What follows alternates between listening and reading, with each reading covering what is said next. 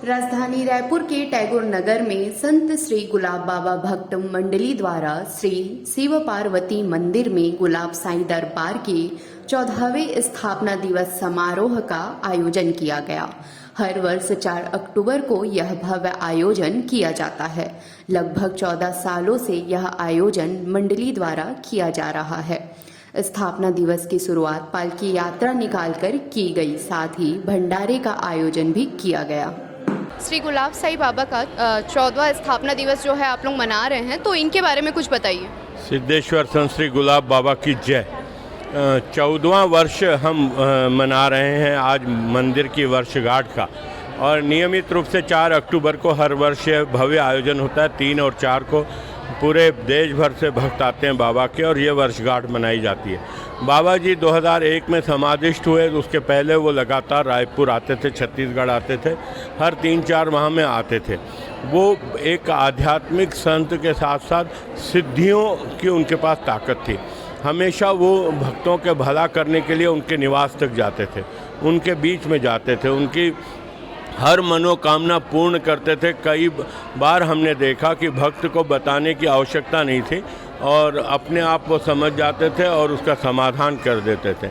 हर संकट में भक्त के साथ खड़े होते हैं। आज भी यह बोलती हुई मूर्ति है।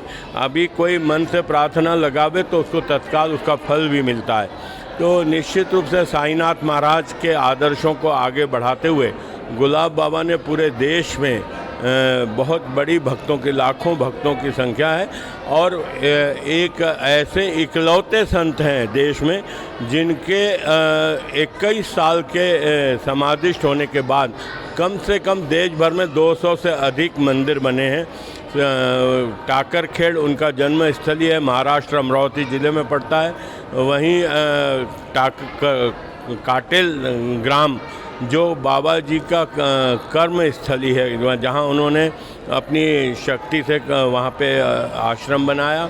उसके बाद भव्य सागर में मंदिर बनाए, मतलब करोड़ों रुपए खर्च होकर वहाँ पे लोगों ने, भक्तों ने वहाँ पे मंदिर का निर्माण किया। ऐसे कम से कम देश भर में 200 मंदिर हैं। छोटे से 20-21 साल के ही अंतराल में इतनी बड़ी संख्या में मंदिर बने, और निश्चित रूप से लोगों की मनोकामनाएं पूर्ण होती है। श्रद्धा जिनकी होती है उनको फल भी मिलता है। संकट के समय आके खड़े हो जाते हैं। आज भी ये अनुभव हम लोगों को होते हैं। बाबा के प्रत्येक भक्त के बाद 100-100, 200-200 अनुभव होंगे।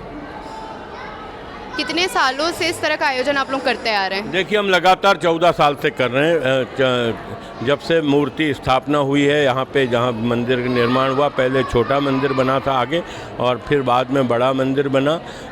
अभी हमारे ट्रस्ट के जो मुखिया हैं पूरे देश भर के, अलमेड़ा साहब हैं, जो जिनको हम दादा के रूप में, क्योंकि बाबा जी उनको पिताजी के रूप में मानते थे, हम उनको दादा के रूप में मानते हैं, सम्मान देते हैं। लाखों लोग उनको उस श्रद्धा के भाव से बाबा के रूप में उन्हें देखते हैं।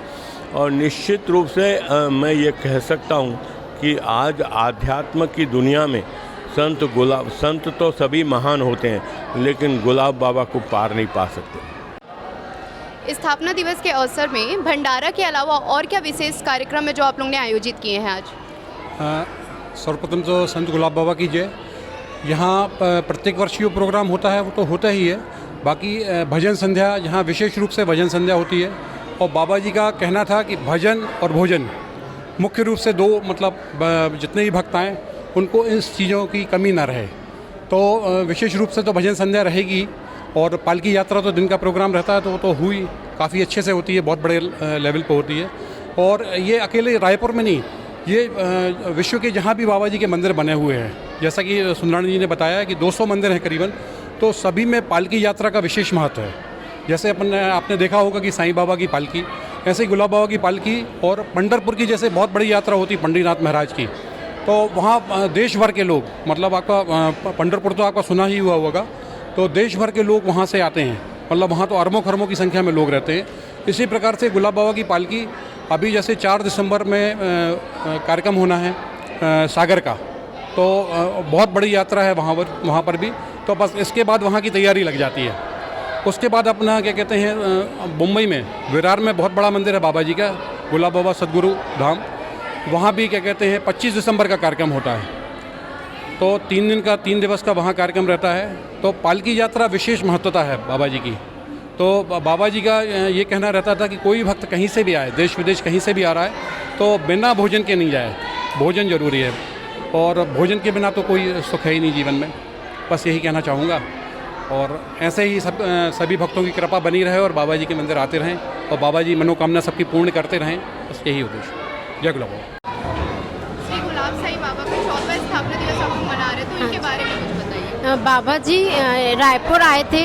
जब से रायपुर आए तब से हम बाबा जी के टच में हैं, और बाबा जी ने हमारी फैमिली पे बहुत बड़ी कृपा की है। आज हम लोग उनके बहुत आभारी हैं। मतलब वो नहीं होते तो शायद हमारी फैमिली भी इस ऊंचाई पे नहीं होती, जो भी हम बाबा जी की वजह से। इसलिए हम लोग हर साल 4 अक्टूबर को किसी भी सिचुएशन पे बाबा जी की पालकी निकालते हैं, पालकी सजाते हैं। बाहर से बहुत दूर दूर से भक्त आते हैं, महाराष्ट्र से, MP से और बुंदेलखंडी सारे आते हैं। सब बाबा जी का भंडारा ही चल रहा है यहाँ पे। पूरा दिन फंक्शन होता है। सुबह 10:32 से पालकी निकलती है। पूरे धूम धड़ाके से हम लोग पालकी लेके आते हैं, नाचते हैं, गाते हैं, बाबा जी के जयकारे लगाते हैं। अभी यहाँ पे भंडारा ही चल रहा है, फिर शाम को फिर से भजन संध्या होती है। ये हमारा पूरे दिन का 12:32 तक के स्केड्यूल रहता है, और 10:32 से 12:32 तक कुछ ना कुछ रहता ही है।